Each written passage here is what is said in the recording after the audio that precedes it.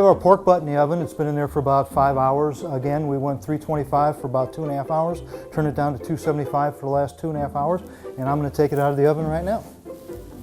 As you'll notice, it's a beautiful golden brown. I'm going to take the bone out. There's actually a very small little bone in here, but I just want to show you how easy this is to get the bone out. We call that the 7 bone. That's it. The rest is 100% meat and 100% usable. So what we're going to do with it, we're going to take it and we're actually going to make tacos out of it rather than just doing your normal thing. And we're not going to use barbecue sauce to make the tacos. We're going to use a lime cilantro and we're going to use a coleslaw mix. Now you're getting right into the money muscle like they call it on the pit shows, you know, the barbecue shows. So that's how easy it is to actually physically do.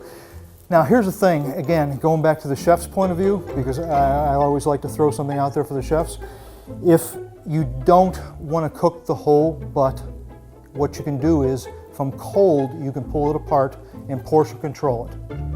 So if you wanted to do a 5-ounce pork sandwich or something of that nature, if you want to do 3-ounce tacos like I'm doing, and you know you're not going to go through a whole butt, you can actually physically portion it out, get it ready to go, and then just heat it up in a saute pan. I think I like the 5-ounce portion. So we've got I'm using flour tortillas only because they're so much easier to work with than corn tortillas. People do like corn tortillas. Corn tortillas have a tendency to break. Flour tortillas hold up much, much, much better. So we're going to take our pork.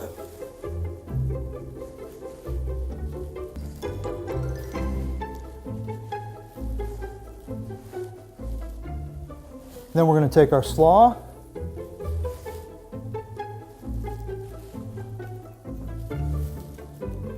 And then the secret ingredient to this whole thing, homemade ranch dressing with a little bit of cilantro and a little bit of lime in it.